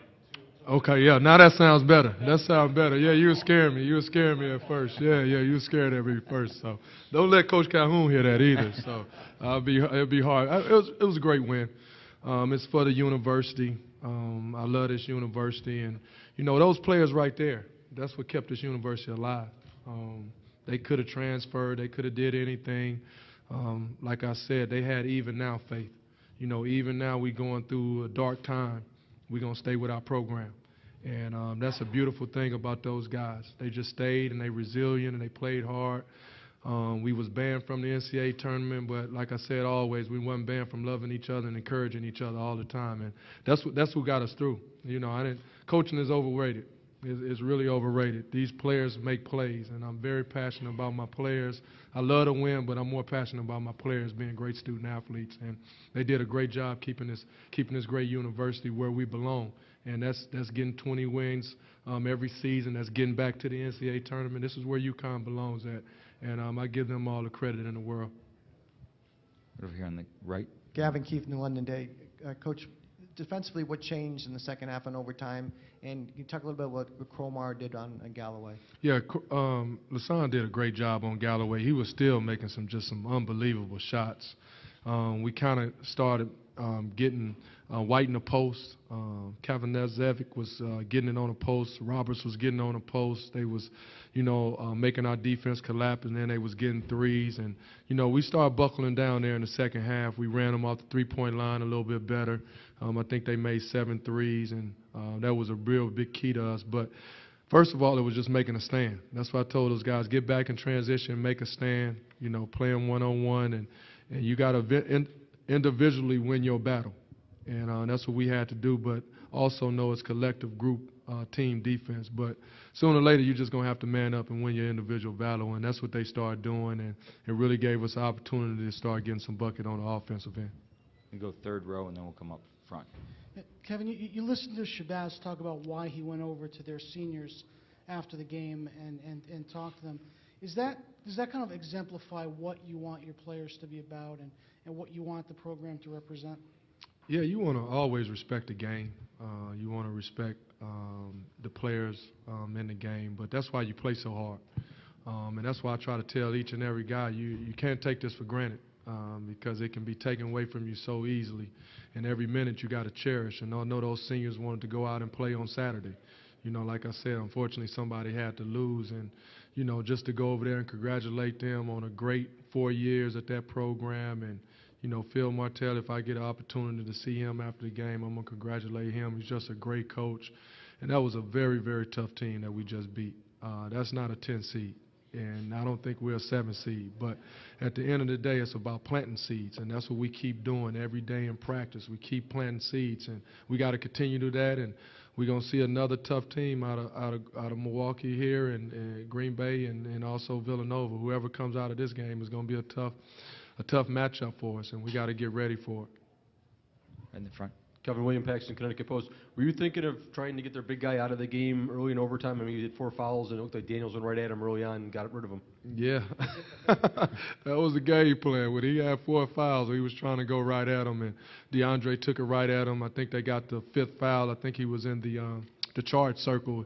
DeAndre took it up strong and got the and one and got his 5th foul, and that was a great, momentum swing from us because so much of their offense go through him. His low post, he got 5 assists. He's just a great basketball player, and he's tough. And, that exemplifies what St. Joe's is all about, the toughness and the grit.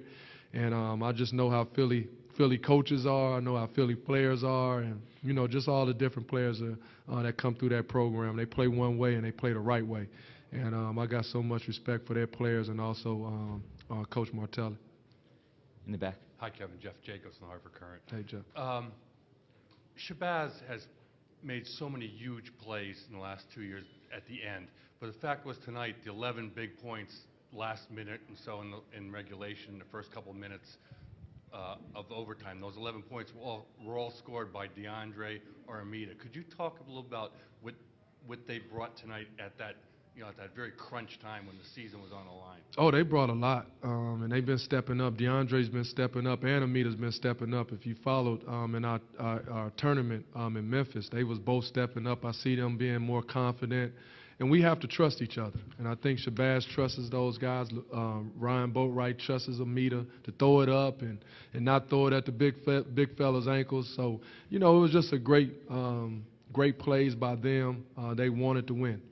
And you can't wait, and they didn't wait. And Amita stepped up and make his free throws, but that's certain things y'all don't see, but he's been working on that every day after practice with Glenn Miller. Every day. But that's the things under the waterline that a lot of people don't see, and when he got it in that moment, he stepped up, and it was great for him. It's great for DeAndre. I need DeAndre to still rebound more, but we'll take 4 and we'll take a win.